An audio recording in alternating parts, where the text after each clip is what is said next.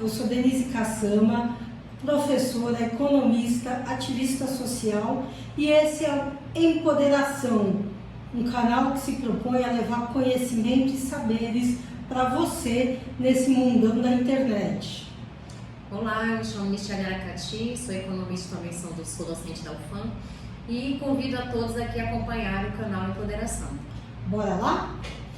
Então, o assunto de hoje está pipocando no momento, né? O que antigamente, na nossa época de estudante, era a troca de bilhetinhos, hoje são mensagens de WhatsApp. Né? Quando a gente sai com os filhos nos restaurantes, nos locais públicos e a criança pequena começa a querer fazer outras coisas, a gente simplesmente dá o celular para ela ficar lá enquanto a gente está nos nossos afazeres. E com a pandemia, a gente aumentou mais o uso da internet, né? Agora são as aulas online, são as conferências online e até outras atividades, jogos, redes sociais. E com isso a gente tem observado, quando saiu da pandemia, essas tragédias que têm ocorrido não só no Brasil como no mundo, que o jovem aí, vítima de bullying digital, recebeu muitas mensagens negativas, fica estressado, fica nervoso, pega uma arma e quer matar todo mundo na escola. E a gente percebe que o que antecedeu esses atos foram mensagens, foram coisas das redes sociais que pioraram a situação desse jovem a levar ele a esse ataque. Ou seja, nós estamos exagerando no tempo de exposição dos nossos filhos da internet. Então, para explicar tudo isso para a gente, nós convidamos a doutora Fabíola Rebelo, que é advogada, servidora pública, palestrante e consultora digital, e também é presidente da Subcomissão de Educação Digital da OAB Amazonas, além de especialista em psicologia positiva e desenvolvimento humano e pós-graduanda de dependências tecnológicas. Fabíola, muito bom dia, estamos exagerando? Bom dia, Denise, boa tarde, boa noite, porque o programa pode ser assistido por outras pessoas na internet a qualquer horário, né? Tudo bem, Michele? Obrigada pelo convite em primeiro lugar. Sim, nós podemos afirmar com toda a convicção que estamos sim exagerando. E é tudo isso que você falou, né? Esse histórico, digamos assim, do que a gente vem vivenciando nos últimos tempos é uma realidade. O celular, o smartphone, como a gente conhece, com acesso à internet, ele é uma coisa muito nova na nossa vida. Então, a internet foi entrando pouco a pouco, digamos assim, mas de uma maneira até bastante acelerada, mas com a pandemia foi uma explosão realmente total. As crianças passaram a ter as aulas online, os pais passaram a trabalhar e a resolver tudo online, porque estávamos totalmente em isolamento social. E a nossa vida passou a ser toda resolvida através da internet, seja através do celular, do computador e tudo mais. Então, isso foi incorporado no dia a dia das famílias, né, das crianças e dos pais. Mesmo que não tinha acesso ao celular, passou a interagir com essa situação. As famílias mais carentes, que os filhos não têm celular, e às vezes até mesmo que os pais não têm celular, passaram a vivenciar isso.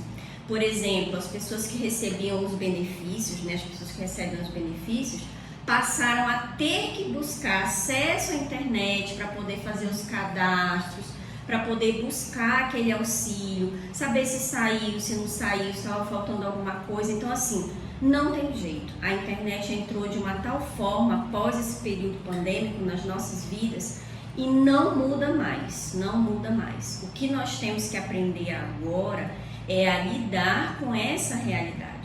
Então, a verdade é que veio uma abundância de uso, uma abundância de possibilidades e informações e que a gente, na verdade, não está sabendo lidar. E vale ressaltar que esse mau uso não é só das crianças e dos adolescentes, é de nós mesmos, adultos também, né? Quantos de nós não nos pegamos utilizando em excesso a internet, passando do horário, perdendo às vezes o horário de alguma coisa porque ficou assistindo alguma coisa no celular ou no computador, ou usou rede social mais do que deveria, né? Então às vezes a gente fala muito sobre a criança, sobre o adolescente, mas nós somos o espelho, né? Nós não somos um bom exemplo. Nós somos um espelho. Então assim, quando eu falo, a gente fala muito sobre educação digital já há alguns anos, né? Estudamos sobre educação digital, que é um assunto que vem sendo falado agora, muito recente, mas assim, já vem sendo tratado por vários especialistas há alguns anos, porque esses impactos que as crianças e os adolescentes vêm sentindo pelo uso da internet já vem sendo estudado há mais de uma década, só que por poucos especialistas, né? Só que agora, com o período pandêmico, praticamente todos os profissionais têm que se dedicar a esse estudo, professores, médicos, psicólogos já estão há bastante tempo, né? Os pedagogos, praticamente todos os profissionais de todas as áreas têm que trabalhar de alguma forma nesse sentido. Dentro das empresas hoje, os empresários, os departamentos de recursos humanos também têm que trabalhar isso, né? Como é que o meu profissional está lidando com a internet dentro do ambiente de trabalho? Tem profissionais, às vezes, que dispersam muito porque ficam ali no celular, né? Às vezes pelo contato com a família, resolvendo outras coisas, ou às vezes pelo próprio vício em rede social, em jogos. Gente, o que tem a quantidade de adultos que tem vício em jogos digitais é imensa hoje.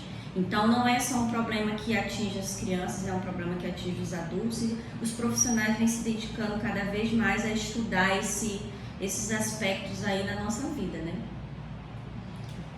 Fabíola, nós falamos muito aí dessa questão do direito digital, né? E como é que isso chega até as crianças? O que é o direito digital da criança? Então, quando a gente fala sobre o direito digital, Michele, a gente tem que entender que o direito é um só. Quando eu falo direito digital, eu não estou criando uma nova modalidade de direito, digamos assim, né? Existe um ramo do direito que se estuda, que é o direito digital. Mas, assim, tudo que acontece no nosso mundo, eu não gosto muito de fazer essa colocação real e virtual, porque hoje tudo que está, tudo não, mas muito do que está no ambiente virtual é real. Então vamos falar do ambiente digital e não digital, né? Para a gente esclarecer melhor. Então, tudo que acontece na esfera digital impacta no não digital. Então, as leis que nós temos, elas se aplicam ao digital e ao não digital. Se eu faço algo que é considerado um crime, seja ele praticado no ambiente digital ou no não digital, é crime. Se eu ofendo alguém, seja eu falando pessoalmente, cara a cara, brigando, xingando e etc., é uma ofensa contra a honra, está descrito na legislação, é considerado um crime. Se eu vou lá em um grupo de WhatsApp ou em uma rede social e faço a mesma ofensa, o mesmo xingamento, as mesmas coisas, também é um crime. Mudou apenas a modalidade, o ambiente em que ele se deu. Mas também é um crime, está na mesma legislação, a mesma penalidade, o mesmo rito, a mesma coisa. Então não é uma modalidade nova. Entendi. A lei que se aplica para o nosso ambiente não digital também se aplica ao nosso ambiente digital. Mas claro que existem legislações hoje específicas para o ambiente digital, porque assim requer a lei. Assim requer o nosso direito, né? Precisamos nos adequar à nossa realidade. Então nós temos a lei do Marco Civil da internet, nós temos outras legislações que, por exemplo, o nosso Código do Consumidor já é muito adaptado para o comércio eletrônico, por exemplo, as relações de consumo que se dão dentro do ambiente digital.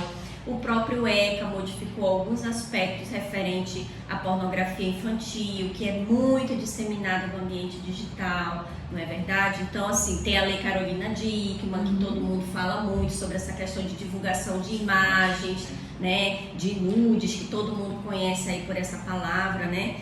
E temos hoje, que é bem nova e bem recente, de janeiro desse ano, a Lei da Educação Digital. que ela vem trazer todo um planejamento de como as escolas, o Estado, a União e o município vão atuar dentro das escolas, principalmente, para lidar com essa educação que é tão necessária hoje. Tem um aspecto técnico, hoje, crianças, adolescentes, adultos, porque a legislação ela vai até a fase da universidade, as pesquisas e tudo mais, precisam compreender a parte técnica da internet, como é que ela funciona, como é que ela se desenvolve, né? Mas temos também a parte da ética, da responsabilidade, né? Do bom uso da internet. Então, tudo isso é trabalhado na lei da educação digital, que é bem ampla, é um planejamento que a gente sabe também que depende de toda uma implementação pelo governo, pelas escolas particulares, mas é uma lei muito boa, muito interessante, e eu estou na torcida que daqui, por exemplo, 5 anos, 10 anos, a gente consiga se reunir e falar sobre bons frutos que essa legislação vai trazer aqui para a nossa sociedade. E aí você também é mãe, né? Então, até que ponto nós podemos ou devemos monitorar os nossos filhos usando a internet? Então, sou mãe de 2, uma jovem e uma adolescente, né? Então a gente vive esse processo em 2 aspectos. Uma já é maior de idade, então eu não tenho tanta interferência assim, porque ela já tem, né, a sua liberdade, digamos assim, de escolher o que ela vê, o que ela usa, né, dentro da internet. E um adolescente de 14 anos que eu sou a responsável. Então, por que eu faço essa diferenciação? Os pais têm que compreender, em primeiro lugar, Michele, que uma criança e um adolescente, ele não tem condições totais de escolher o que ele vê e o que ele consome dentro da internet. Por limites. Temos que impor limites. Temos que acompanhar. Com certeza. Porque eu, enquanto mãe e enquanto o pai, ou qualquer um responsável, se o responsável legal for os avós, os tios, né, qualquer pessoa que compõe aquele núcleo familiar, né, que é o responsável legal por aquela criança ou por aquele adolescente, já está dizendo o nome, ele é responsável legal. Tudo que acontecer no ambiente digital ou fora dele, com aquele ser, com aquela criança ou com aquele adolescente, é de minha responsabilidade.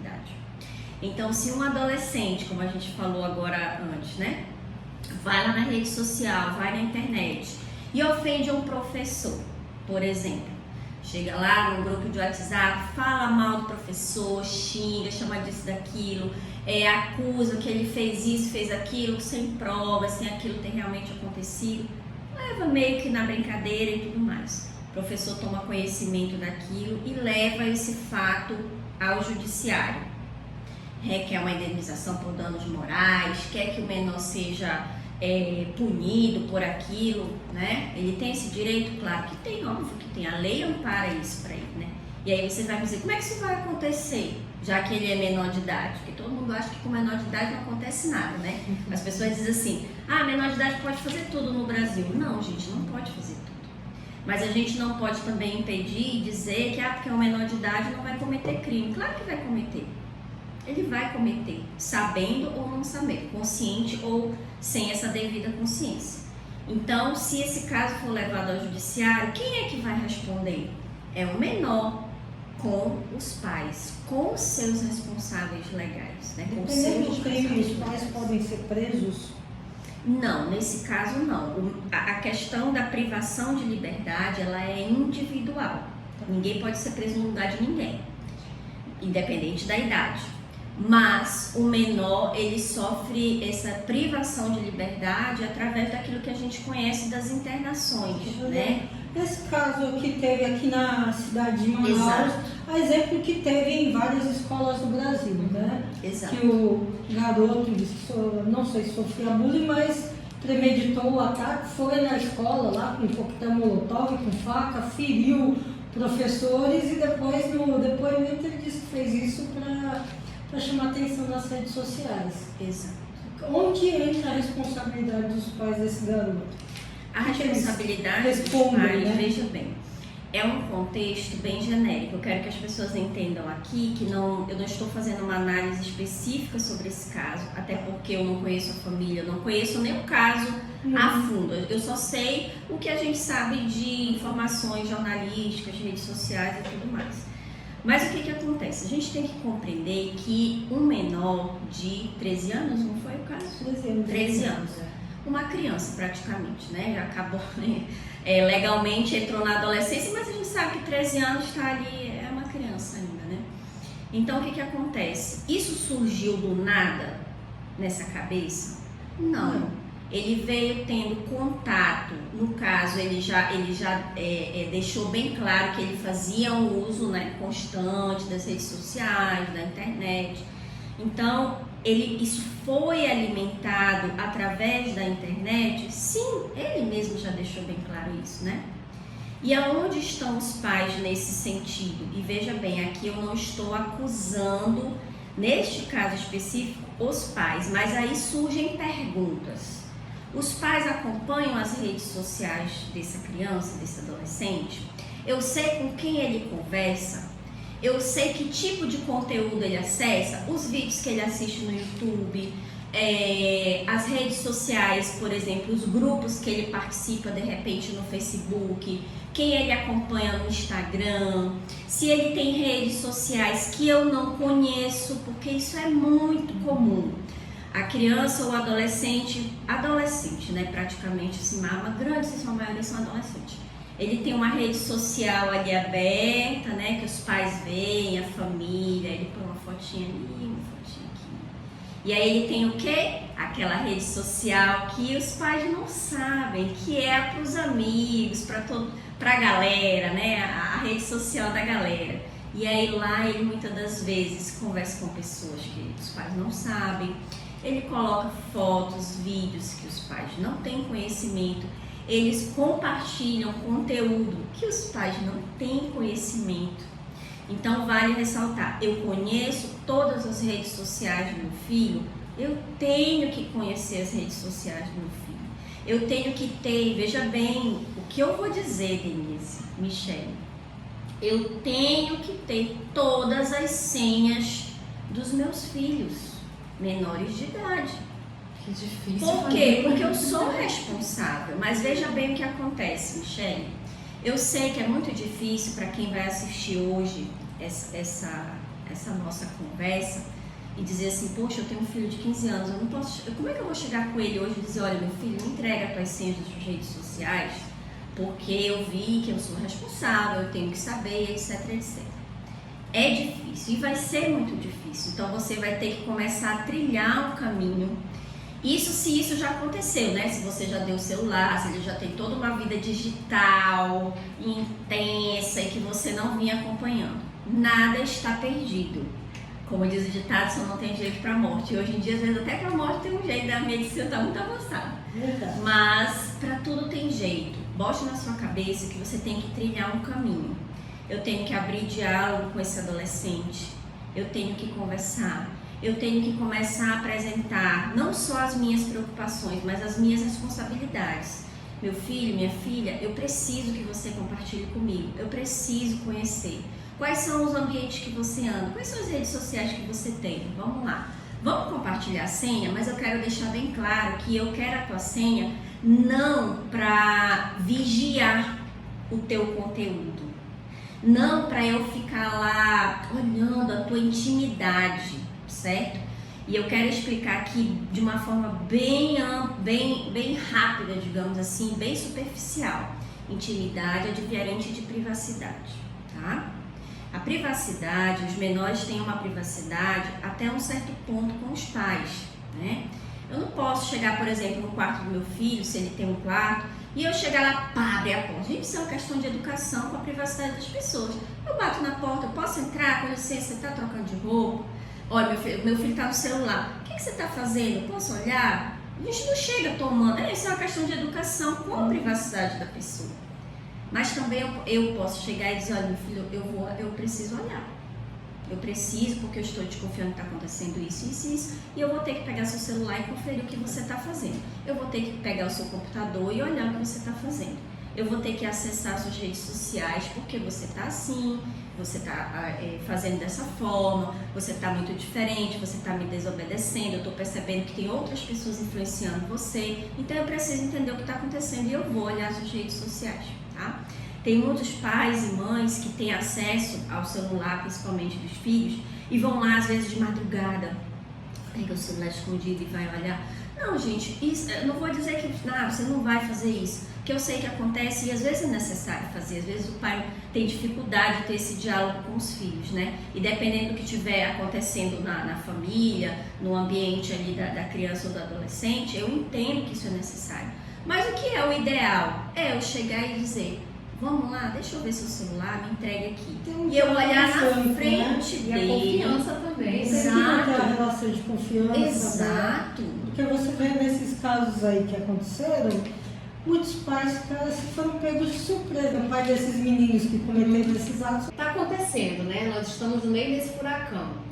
Então aqui, para quem está nos assistindo, se aconteceu alguma coisa, se o nosso filho aí sofreu algum assédio, sofreu um bullying, sofreu uma ameaça, o que eu faço? Onde é que eu vou procurar ajuda? Como é que eu vou buscar aí essa rede de ajuda? O que fazer? Então, Michele, se acontecer algo dentro do ambiente escolar, primeiramente a gente tem que comunicar às autoridades da escola, né? A direção, o corpo pedagógico, para tomarem alguma providência. Dependendo da situação, do que for constatado, a gente pode procurar ajuda no sistema judiciário que a gente tem de apoio à infância e à adolescência. A OAB tem algum grupo que pode receber essas pessoas? Então, primeiramente, a gente teria que procurar o Conselho Tutelar, né? O próprio Conselho Tutelar, ele já dá direcionamento, por exemplo, para o Ministério Público. Eu até vi esses dias que alguém falou assim, falaram pro Conselho Tutelar e para o Ministério Público. É desnecessário, porque o próprio Conselho Tutelar, quando é de competência do Ministério Público, o próprio Conselho Tutelar encaminha. Se é necessária autoridade policial, o próprio Conselho Tutelar convoca a polícia para comparecer naquilo. Se houver acontecido um crime, obviamente tem que acompanhar, né?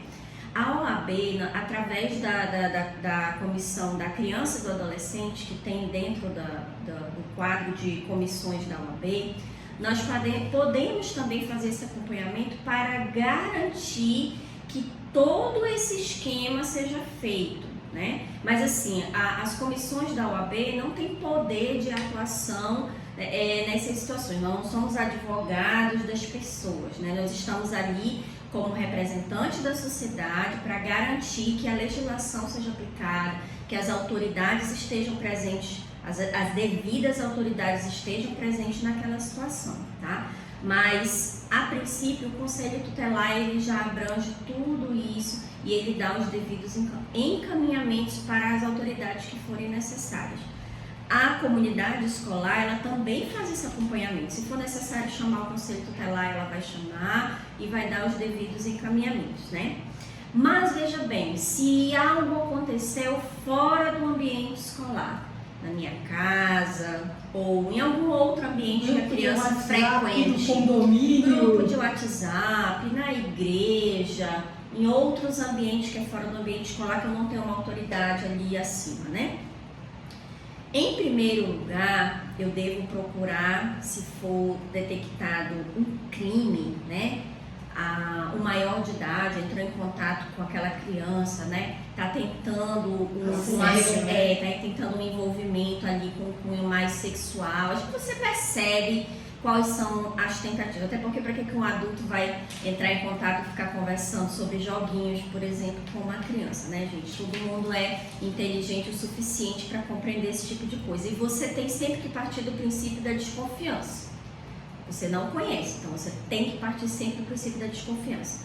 Você tem que buscar ou o apoio do próprio Conselho Tutelar também, porque ele também vai direcionar para todas essas autoridades, mas você pode buscar direto uma delegacia. Quando se trata de crime de internet, nós indicamos diretamente a Delegacia de Crimes Cibernéticos que nós já temos aqui no estado do Amazonas, que fica localizado lá dentro da delegacia central, acho que chama, Geral. né? Geral, desculpa. Dentro da delegacia geral, lá na Avenida Pedro Teixeira. Todas as grandes metrópoles provavelmente já têm pelo menos Uma boa parte sim. Infelizmente não são todas as capitais, nem são todas as grandes cidades, porque exige uma delegacia especializada, ela exige um corpo técnico, né? Ela exige equipamentos voltados também para que os profissionais possam desenvolver essas investigações e tudo mais. E a gente sabe que infelizmente ainda não temos, né, em grande quantidade esses profissionais. Mas aqui no Amazonas nós já temos, vários crimes já foram solucionados através, inclusive eles trabalham em parceria, né, com delegacias do interior, com outras delegacias, no sentido, se não foi exatamente um crime cibernético, não foi um crime que aconteceu no ambiente digital, mas se há alguma prova que exige uma perícia digital ou algo do tipo, a delegacia, até onde eu tenho conhecimento, faz esse papel também com os profissionais de lá, né, de auxiliar nesse sentido.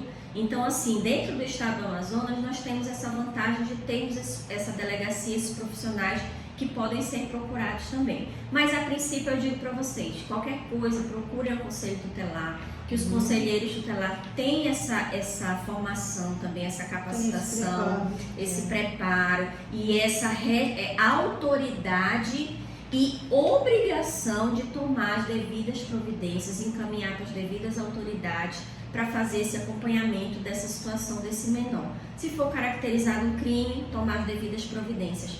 Mesmo que não seja caracterizado um crime, mas se de alguma forma que ele está atingindo aquele menor, o Conselho Tutelar também faz aquele acompanhamento, né? E se for o caso, faz um encaminhamento para os psicólogos, para o CAPS, né? Se for identificado que essa criança está precisando de um acompanhamento psicológico, que a gente vê muito, né? Tá entrando em ambientes que são inadequados, estava sendo cooptado pela internet por algum grupo, para a prática de algum crime, para a prática de bullying, de algo ilícito, né?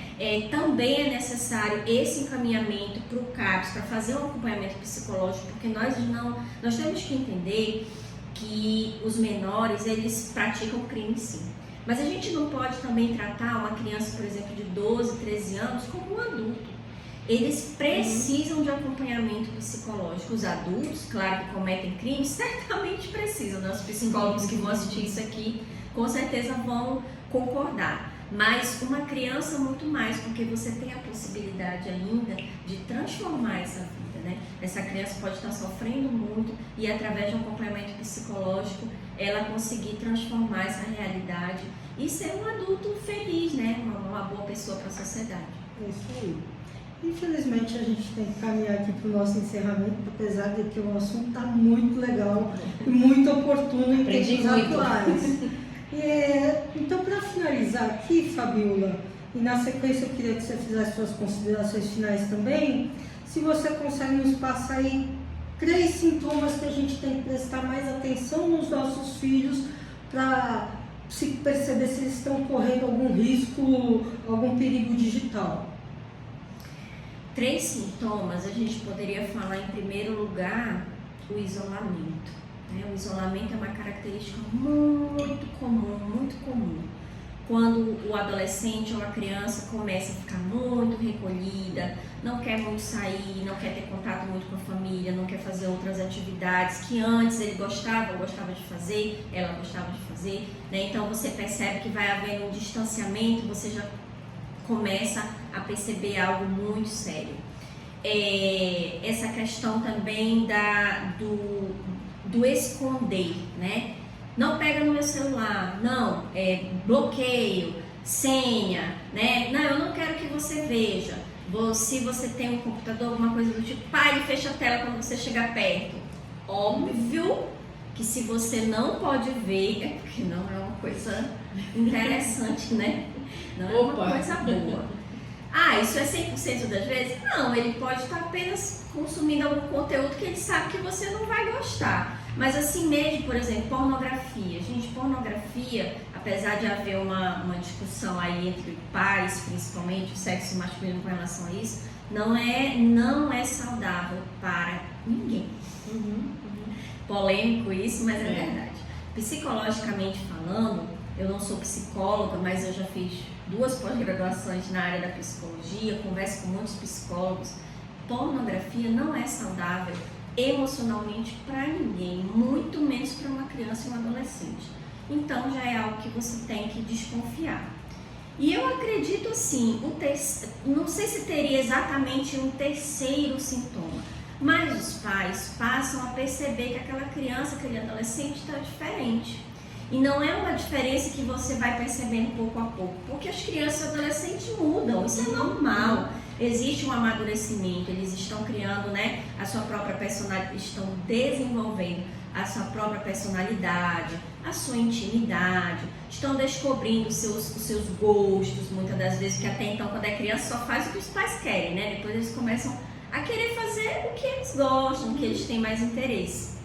Mas se você vê ele mudando de hábitos muito rápido, procure entender, pesquisar de onde veio aquele hábito, o porquê que ele está fazendo assim, porque às vezes são más influências também que vêm pela internet.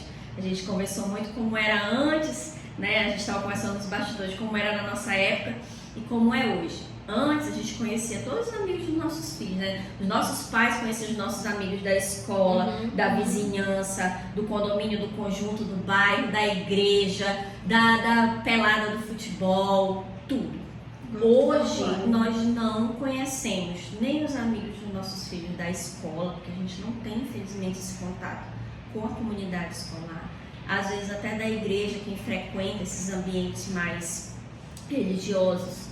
Você às vezes não tem muito contato com as próprias pessoas da sua comunidade religiosa, muito menos imaginem num ambiente digital em que você pode conversar com qualquer pessoa do mundo. Então, assim, é algo que se você for parar para pensar, é um pouco até desesperador, né? O seu filho está jogado no mundo livre, então por isso o diálogo tem que ser até nem inteligência artificial, né? Nem pessoa. O meu filho sempre brinca e diz assim, mãe, a senhora não pode ser uma mãe neurótica, mas eu acho que toda mãe é um pouco neurótica, né? Exatamente, mas a internet tem que deixar a gente sempre com o pé atrás, sempre desconfiar um pouquinho, não ser neurótica, mas sempre desconfiar um pouco, porque é plausível. Tá certo. Suas considerações finais? Agradecer mais uma vez o convite, convidar vocês para conhecer as minhas redes sociais. As minhas redes sociais são fabiola.rebelo, você vai sempre encontrar por fabiola.rebelo, mas eu tenho um site também, fabiolarebelo.com.br. Eu faço palestras, faço consultoria para escolas, né? Inclusive eu tenho um projeto que, se uma escola pública quiser que eu faça uma palestra, pode entrar em contato comigo ou pelas redes sociais ou pelo e-mail, que eu faço palestras gratuitas para escolas públicas também, né, como uma forma de colaborar, de ajudar sobre essa questão das redes sociais e tudo mais. E tem vários vídeos, né, tem várias coisas lá para vocês terem conhecimento também. Os pais munidos de conhecimento ajuda muito, né? A minha rede social é para pais, né? Não é... Os adolescentes também tem alguns que assistem e gostam também de aprender algumas coisas, mas é muito voltado para as famílias, né? Educação digital para as famílias, justamente para empoderar os pais nessa educação digital e saber como agir. É isso aí. Fabiola, muito obrigada por sua participação. Acho que o assunto foi fantástico e convido a todos que estão nos assistindo para acompanhar o nosso canal aí nas redes sociais, Empoderação, porque conhecimento é poder.